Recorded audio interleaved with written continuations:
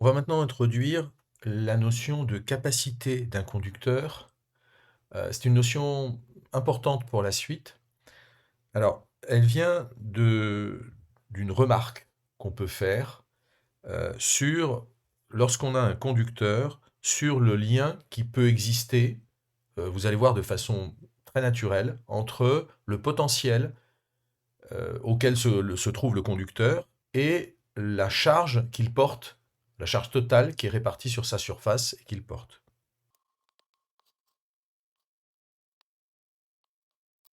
Donc sur ce schéma, j'ai représenté un conducteur patatoïde, hein, habituel pour mon conducteur, et un point P qui serait au milieu du conducteur. Donc, si on écrit le potentiel global, on peut l'écrire de deux manières. Soit on dit c'est le potentiel qui est le même dans tout le conducteur. Bon, ça ne nous le donne pas particulièrement, ça ne l'exprime pas. Par contre, si on veut l'exprimer, par exemple en un point P quelconque, ce qu'il faut qu'on fasse, c'est utiliser, vous vous souvenez, euh, pour un petit élément de charge qui serait dQ ici, enfin ici sur un morceau de surface, on sait qu'il y a des charges sur toute la surface, mais là, juste ici, eh bien, ce qu'il faut, c'est qu'on écrive que c'est égal à 1 sur 4 pi epsilon 0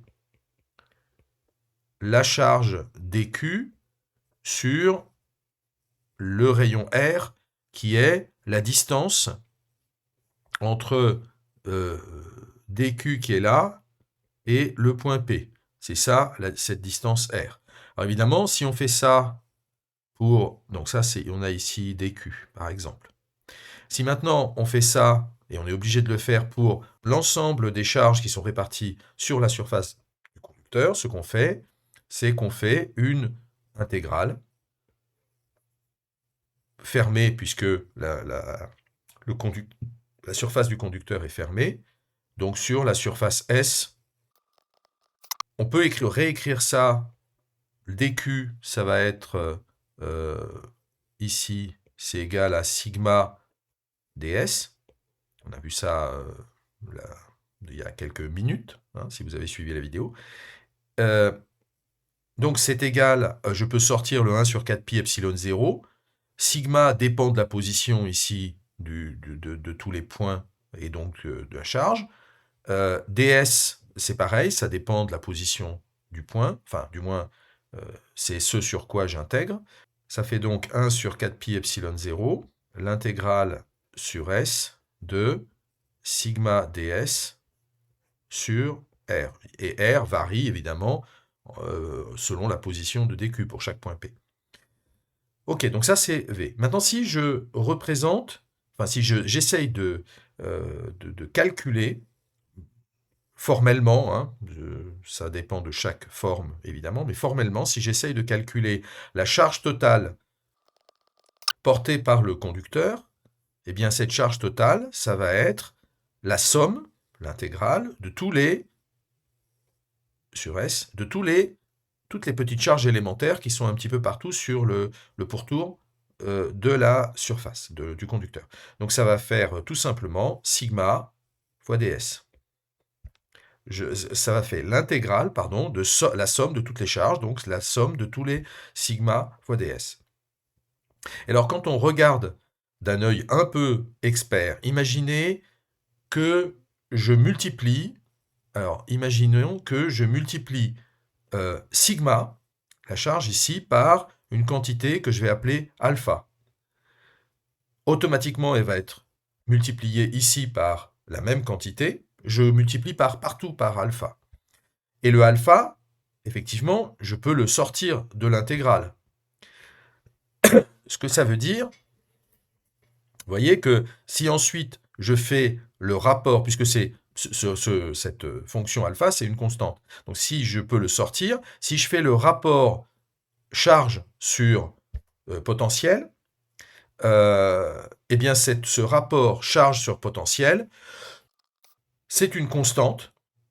Je peux montrer que c'est une constante, tout simplement d'après ce que je viens de dire, puisque ça ne dépend pas, les alpha vont s'éliminer. Si je multiplie V par une certaine quantité alpha, eh bien automatiquement la charge va se retrouver aussi, elle, multipliée par une quantité alpha. Donc je peux en déduire que Q sur V est une constante pour le conducteur. Et ça, c'est très intéressant. Donc cette constante, on l'appelle la capacité propre du conducteur. On peut l'écrire aussi Q égale C fois V.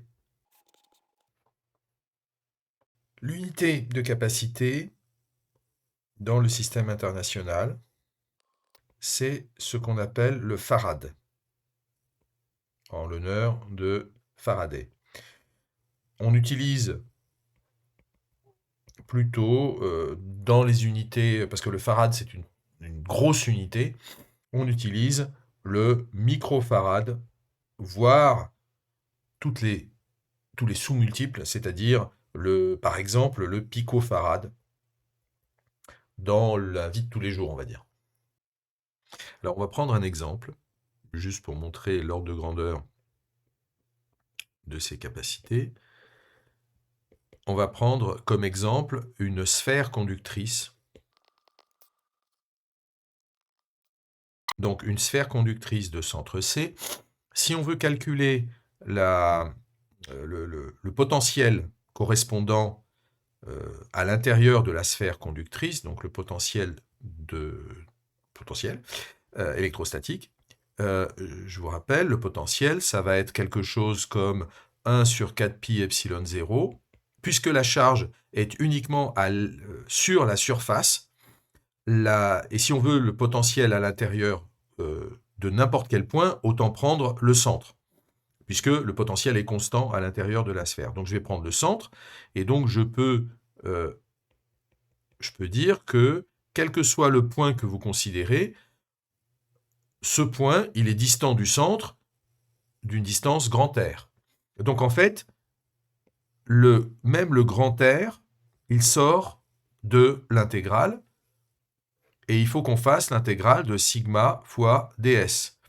Mais vous voyez que sigma de l'intégrale sur S de sigma ds, c'est tout simplement la charge totale qui est portée par la sphère. Donc en fait, le potentiel s'écrit Q sur Q total sur 4pi epsilon 0 R. Et là, on voit directement la relation entre V et Q, c'est-à-dire que si on écrit la capacité va s'écrire simplement comme le rapport entre la charge et le potentiel. Hein, c'est Q sur V. Du centre, hein, le V, j'écris V potentiel, pardon, le potentiel lui-même, c'est le même en n'importe quel point. J'aurais pu l'écrire ici. Zut.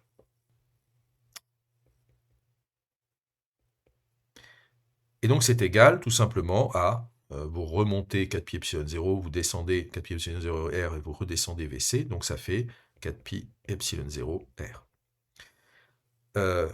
Application numérique, donc le résultat est extrêmement simple. Application numérique, R, imaginons que c'est la taille de la Terre.